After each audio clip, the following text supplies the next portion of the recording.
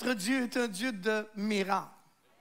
Le Jésus que je sers, le Dieu que je sers est ressuscité d'entre les morts. Le Dieu que je sers est vivant. J'ai entendu pasteur Sylvain dire, il n'y a pas d'hasard ce matin. Il n'y a pas d'hasard. Vous n'êtes pas ici par hasard. Dieu, quand vous amène une place, c'est qu'il veut faire quelque chose avec vous. Je vais aviser tous ceux qui sont, vous savez, des anciens chrétiens, des fois qu'il y a dans l'autre église, et vous allez là et vous entendez une prédication, et vous retournez, vous avez pris des notes. Non, non, non, non, non.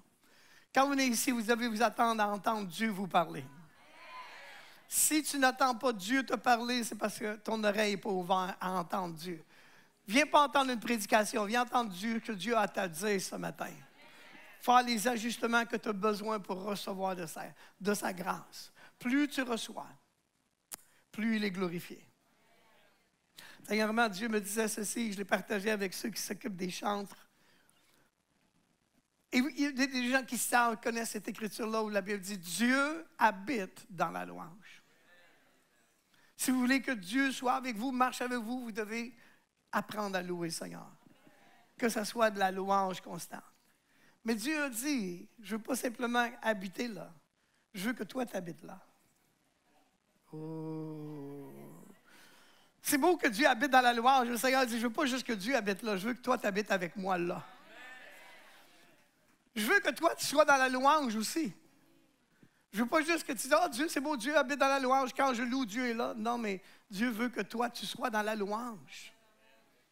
Imaginez une vie où ce que vous louez le Seigneur constamment et Dieu marche avec vous. Si toi, tu es dans la louange, tu vas bénéficier de tout ce que Dieu est. Ah, ne comprennent pas. Si toi, tu es dans la louange, tu bénéficies. Regardez, quand Paul était en prison, c'est quand il a habité. Quand David dit, qu'est-ce que David dit? David dit, j'habiterai dans la maison de l'Éternel tous les jours. Juste. Il n'a pas dit, j'habiterai un jour avec Jésus. Il a dit, tous les jours avec Jésus. Tous les jours avec. Si vous n'avez pas loué ce matin, vous avez manqué quelque chose. Vous avez manqué l'occasion d'être béni. Briser les chaînes et rentrer dans la présence de Dieu. Vous savez, Dieu peut seulement bénir ce que vous lui donnez. Si vous donnez ça de louange, il bénit ça de louange. Si vous donnez ça de louange, il bénit ça de louange. Vous devez entrer dans ce que vous donnez à Dieu. Quand tu donnes à Dieu, Dieu s'attend à ce que tu donnes son cœur. Ton cœur doit être dans la louange pour que la louange soit efficace. Alléluia. Si tu as juste loué avec la bouche, ça va donner juste rien. Si tu as loué par la bouche, mais avec ton cœur, ça va donner sa présence. Je vous dis des vérités, c'est une vérité ça. Si vous faites juste louer blablabla, bla, bla, bla, ça ne fait absolument rien. Vous avez loué. Vous avez fait du bruit. Mais si dans votre louange, c'est l'expression de votre cœur, la présence de Dieu va être là. Et vous allez vivre une transformation. Je vous dis la vérité. Vous pouvez imiter des choses qui sont réelles. Vous pouvez imiter, vous pouvez lever les mains, imiter les autres qui lèvent les mains, mais vous devez lever les mains vers celui qui tend les mains vers vous. Il y a une raison pourquoi on fait les choses. Et il y a des effets quand on fait les choses par la foi. Et on est en train de parler des dimensions de la foi. Par exemple, quand on parle beaucoup d'un acte de foi, ce que tu fais par la foi dans sa parole. Mais ce qu'on a commencé à parler dernièrement, c'était surtout la vie de foi. Tout le monde comprend la différence? La vie de foi, ce que tu vis par la foi. Pas seulement ce que tu fais par la foi, mais ce que tu vis par la foi. La Bible dit dans Romains 1, 17, « Parce qu'en lui est révélée la justice de Dieu par la foi et pour la foi, selon ce qui est écrit, le juste vivra par la foi. » Pas juste agira, mais vivra. Donc, sa vie, il doit vivre quelque chose par la foi. Quand on a parlé la semaine passée, ceux qui étaient ici, ceux qui l'ont manqué, vous devriez avoir les notes de ça. On a parlé de l'amour de Dieu différent de l'amour du monde. C'est l'amour qui surpasse la connaissance. Et la connaissance, on dit, ça vient d'un gnostique, qui veut dire de l'information. Que la chair ne peut pas avoir l'information de cette sorte d'amour. Il faut connaître l'amour de Christ. L'amour de Christ, ce n'est pas ce qu'il peut retirer de nous, c'est ce qu'il nous donne à nous. Le vrai amour donne. Ceux qui ne savent pas aimer, ils veulent toujours que les autres leur donnent. Ils aiment les autres pour l'amour qu'ils leur donnent. OK, je ne vais pas rentrer dans là, on a parlé de ça la semaine passée. Sinon, vous avez fait erreur. C'est pour ça que beaucoup de choses ne marchent pas dans un mariage. Tout le monde tire sur sa couverte.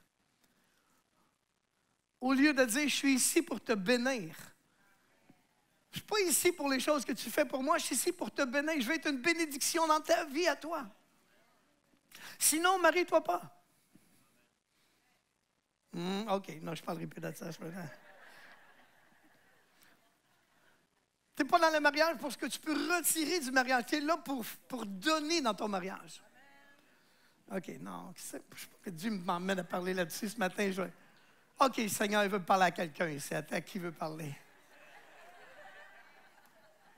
Amen. Tu n'es pas là pour dire, mais si tu fais ça, je vais te donner. Ça, c'est la loi. Si tu obéis, je vais te donner. Ça, c'est la loi. La loi est conditionnelle. Mais la grâce n'est pas conditionnelle. La grâce donne. Sans que l'autre le mérite.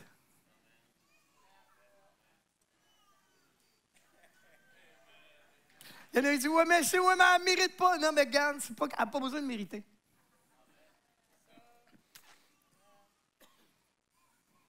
Je veux trouver que mériter et hériter, c'est proche.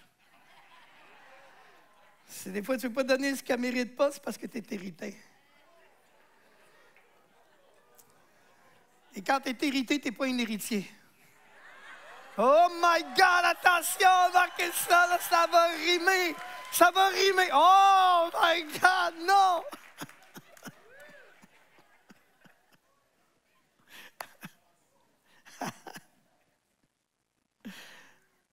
Le bonheur, c'est d'en semer si on veut récolter. Alléluia. Je ne vais pas parler de l'amour aujourd'hui parce qu'on a parlé la semaine passée, il y a tellement de choses à dire, mais je veux qu'on puisse avancer aussi. Donc, on vient prendre un peu d'informations, demander au Seigneur de la transformation pour qu'on arrive vraiment à manifester sa présence. Cette semaine, je vais vous parler de la paix qui surpasse l'intelligence. Je vais vous parler d'une vie qui surpasse. Dieu ne vous a pas appelé une vie normale. Il vous a appelé une vie qui surpasse. Dieu veut vous faire entrer dans une autre dimension de vie que vous ne connaissiez pas et que vous ne pouviez pas connaître sans avoir Christ dans votre vie. Mais quand vous avez Christ, vous ne pouvez pas juste continuer à vivre comme vous étiez avant. Il y a une autre dimension que Dieu veut vous faire entrer dedans, une vie que vous ne connaissiez même pas. Un amour que vous ne connaissiez pas, une paix que vous ne connaissiez pas. Et la paix ici, ça ne dit pas qu'elle dépasse la connaissance. La paix dépasse l'intelligence. L'intelligence, c'est la compréhension de quelque chose et non pas la connaissance de quelque chose. Est-ce que vous m'avez suivi comme il faut? De l'intelligence, la compréhension. La Bible dit, par exemple, elle appelle l'évangile que nous avons l'évangile de paix. Il y a des gens qui sont ici ce matin qui, malheureusement, ne sont pas dans la paix. Parce qu'ils vivent toutes sortes de choses encore. Ils sont encore victimes de leur entourage. Victimes des circonstances. Ils n'ont pas appris à être victorieux. Ils vivent encore en conséquence des autres, au lieu de vivre en conséquence de Dieu. Et je vais vous parler ce matin, parce que la Bible appelle cet évangile l'évangile de paix. Dans Éphésiens 6, verset 15, elle dit « Mettez pour chaussure à vos pieds le zèle que donne l'évangile de paix. » L'évangile que nous annonçons est un évangile de paix. Je vous donne l'exemple de ça. Paul, par exemple, à toutes les fois que Paul écrit à l'Église, êtes-vous prêts? Vous n'avez pas besoin de marquer tous les versets ici que je vais vous donner, mais au moins, portez attention à ça. Dans Romains 1,7, la salutation de Paul. Quand Paul parle aux églises, il dit que la grâce et la paix vous soient données. Ça, c'est le début. À chaque fois que Paul s'adresse à une église, les deux choses qu'il mentionne, qui sont fondamentales, c'est de connaître la grâce de Dieu et la paix de Dieu. Et je sais qu'il y a des chrétiens qui vivent et qui sont toujours dans l'effort. Ils sont toujours dans l'effort d'être un bon chrétien, l'effort d'être dans la victoire, l'effort d'être... Ils n'ont pas la paix avec Dieu. Ils ne connaissent pas ni la grâce, ni la paix. Je dois continuer. Dans Romains 15, verset 33, la Bible l'appelle le Dieu de paix qui est avec vous. Dans Romains 16, 20, la Bible dit le Dieu de paix écrasera bientôt Satan sous vos pieds. Qui? Le Dieu de paix. Vous devez connaître le Dieu de paix. Ensuite, regardez les salutations. 1 Corinthiens 1,3, que la grâce et la paix vous soient données de la part de Dieu. 2 Corinthiens 1,2, que la grâce et la paix vous soient données. Galates 1,3, que la grâce et la paix vous soient données. C'est dans Galates que l'on parle du fruit de l'esprit qui est la paix. Dans Éphésiens 1,2, la grâce et la paix vous soient données de la part de Dieu. Philippiens 1,2, que la grâce et la paix vous soient données. C'est dans Philippiens que l'on trouve 4,7, la paix de Dieu qui surpasse l'intelligence. Colossiens 1,2, salutations aux Colossiens. La Bible dit que la grâce et la paix vous soient données. 1 Thessaloniciens 1, qui parle à Sylvain et Timothée dans Thessalonique, il dit que la grâce et la paix vous soient données. Dans 2 Thessaloniciens, que la grâce et la paix vous soient données. Dans 1 Timothée, que la grâce et la paix vous soient données. Dans 2 Timothée 1,2, que la grâce et la paix vous soient données. Dans Tite, que la grâce et la paix. Dans Philémon, que la grâce et la paix. Dans 1 Pierre 1,2, que la grâce et la paix. Est-ce que j'ai dit grâce et paix? Chaque fois que Paul écrit à l'Église, la base, la grâce et la paix. Pourtant, les gens vont à l'Église, grâce, difficulté avec ça, paix, des fois, ils ne connaissent pas c'est quoi. Pourtant, chaque fois, Paul parle de grâce et paix à chaque fois. Donc, ça devrait être important pour nous si à chaque fois Dieu le répète à toutes les églises, que la grâce, connaître la grâce de Dieu et connaître la paix de Dieu. La Bible parle du royaume de Dieu dans Romains 14, 17, que le royaume de Dieu, ce n'est pas le manger et le boire, mais la justice, la paix et la joie par le Saint-Esprit. Donc, si nous sommes chrétiens et nous sommes dans son royaume, on devrait être dans la justice, dans la paix et dans la joie par le Saint-Esprit. Maintenant, je vais expliquer davantage sur la paix. Dans la paix avec Dieu. La paix avec Dieu. Dites avec. Avec Dieu. Ça veut dire que il faut savoir ceci, que si vous n'avez jamais reçu Christ dans votre vie, ce n'est pas que vous êtes une mauvaise personne ou pire que les autres personnes. Vous devez comprendre que vous êtes né dans le mauvais côté de la clôture. Vous êtes né dans les ténèbres. Et vous êtes né dans une terre qui est rebelle à Dieu et qui, par ses œuvres et par ses péchés, est ennemi de Dieu. Alors, des fois, les gens vous demandent pourquoi ça va mal. Ben, c'est parce que vous avez Dieu comme ennemi. Est-ce que c'est une bonne raison que ça aille mal? Hein? Est-ce qu'on comprend ça? La Bible dit, vous étiez perdus sans espérance, sans Dieu dans le monde. Donc, c'est normal que l'on vive plein de misère et de difficultés parce qu'on est né dans un monde éloigné de Dieu. Souvent, j'écris un petit livre sur pourquoi Dieu permet-il le mal, juste pour expliquer aux gens parce que Dieu est amour, pour ça qu'il permet le mal. Et les gens disent, ça n'a pas de bon sens. Qu'est-ce que tu dis là, ça n'a pas de bon sens? Si Dieu serait amour, il ne permettrait pas le mal. Non, vous ne comprenez pas ce qu'est l'amour. L'amour, vous ne pouvez pas avoir de l'amour sans liberté. Vous ne pouvez pas forcer l'amour. Vous ne pouvez pas exiger l'amour. Il y en a qui ont essayé. Ça ne marche pas. J'aime l'autre, mais l'autre ne t'aime pas. Tu ne peux pas le forcer. Tu ne peux pas rien faire. Il faut que ça vienne de l'autre. Est-ce que tout le monde comprend cela? Donc, Dieu est quoi? Dieu est amour. L'amour, pour avoir de l'amour, ça prend de la liberté. Il faut que l'autre soit libre de, sinon, ce n'est pas de l'amour. Si je vous oblige à faire quelque chose, ce n'est pas de l'amour. Est-ce que tout le monde est d'accord avec ça? Donc, Dieu donne la liberté. Et dans cette liberté-là, l'homme choisit de faire le mal. Est-ce que tout le monde me suit jusqu'ici? Donc, le mal existe parce que Dieu est amour. Parce que l'amour, pour avoir l'amour, ça prend la liberté. Et dans cette liberté-là, si la personne décide de choisir quelque chose que l'amour ne veut pas que tu choisisses, elle dit, voici le mal, le bien, choisis-le. Elle te donne l'indication, elle te dirige, mais elle ne peut pas jamais te forcer. Dieu ne peut jamais te forcer à lui obéir. Dieu ne te forcera jamais à être fidèle. Dieu ne te forcera jamais. Dieu t'inspire. Dieu te donne, il te donne la force, il te donne l'inspiration, il te donne la direction, il te donne tout ce que tu as besoin. Puis après ça, il dit, c'est à toi de décider. Tu es autant en feu aujourd'hui que tu veux être en feu. Dieu ne te forcera jamais d'être plus.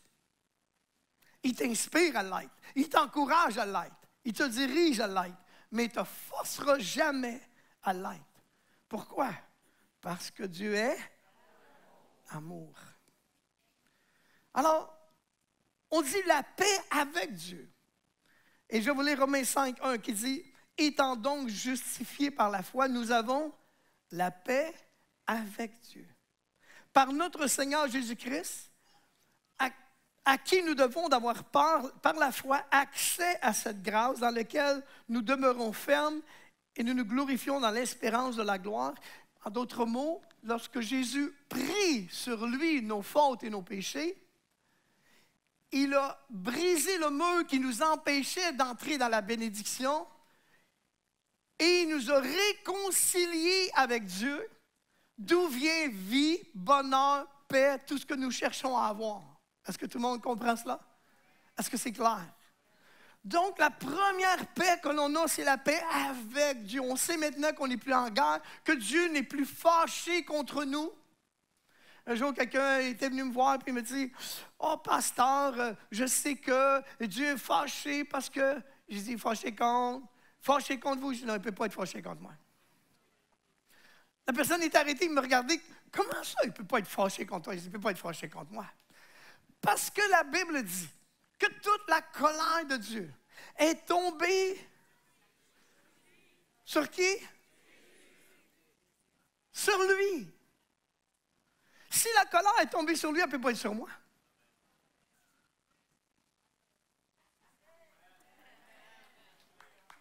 Toute la colère que moi j'ai provoquée, suivez-moi là, toute la colère que moi j'ai provoquée est tombée sur lui pour que moi je sois réconcilié avec Dieu.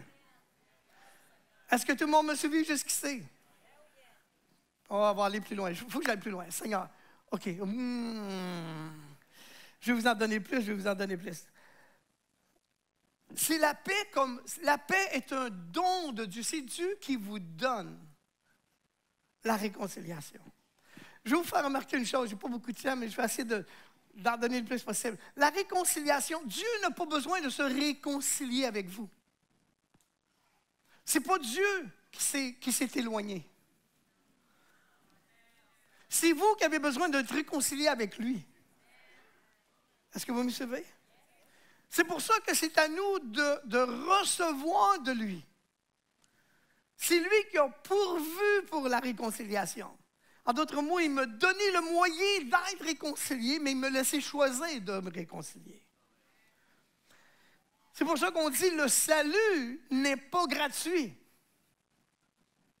Le salut n'est pas gratuit. Le salut, votre salut, être sauvé pour vous, c'était impossible. Parce que pour vous, pour être sauvé, il aurait fallu que vous soyez toujours parfait. Est-ce qu'il y en a qui sont parfaits ici? Levez vos mains qu'on peut vous voir. T'es parfait? Non. Regarde l'autre personne et dis, moi je sais que tu ne l'es pas. Personne n'est parfait. Alors, Dieu savait qu'à cause de notre chair, la Bible dit tous ont péché et sont privés de la gloire ou de la paix de Dieu ou de la joie. On est privé de ça à cause du péché. Alors Jésus a pris le péché puis il nous a donné accès à cette paix. Est-ce que ça va bien jusqu'ici? Regardez, on va aller plus loin. On va rentrer dans... Ce qui est intéressant, parce que c'est pour vous, c'est votre intérêt de comprendre. C'est votre intérêt de saisir, parce que ce que vous avez besoin, c'est de la vraie amour. Ce que vous avez besoin, c'est de la force, du courage pour faire face à la vie qui se présente devant vous. Et je sais qu'on vient souvent à l'Évangile avec des préconçus, on a comment on appelle ça, des jugements, des préjugés, voilà. C'est tout préconçu, préjugé. Alléluia. C'est pour ça qu'il faut être prévoyant. Je vous le dis, là. Quand Dieu commence avec ça, je ne suis plus capable. Maintenant, la paix comme un don, c'est pour la relation avec lui. La paix qui vient comme un don, c'est pour ma relation. La paix comme fruit,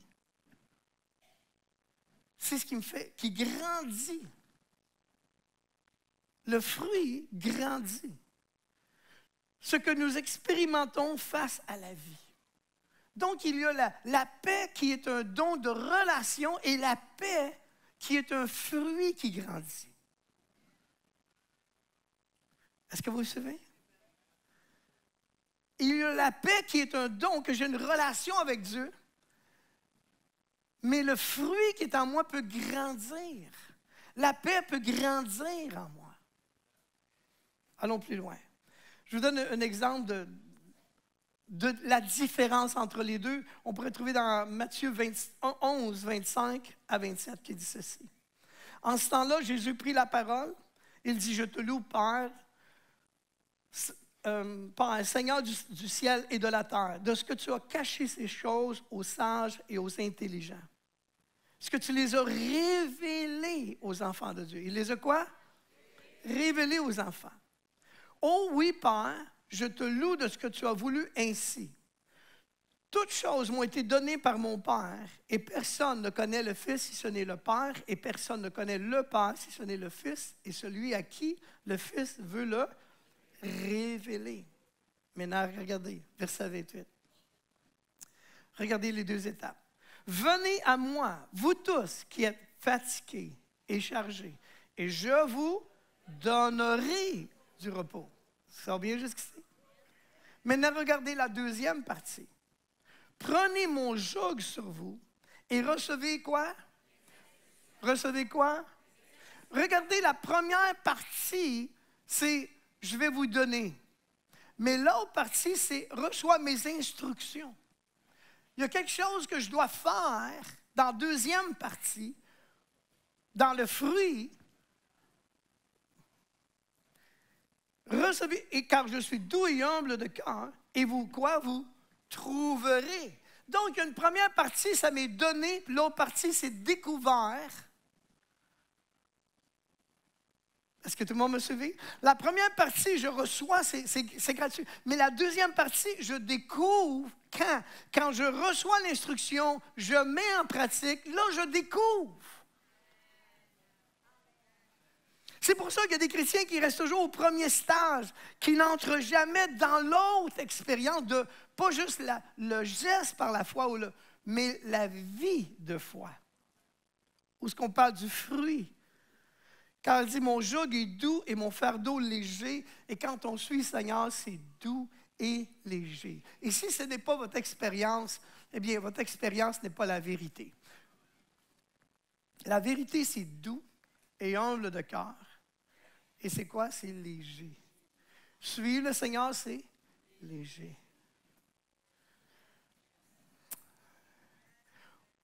Il ne faut pas essayer de transformer Dieu à notre expérience.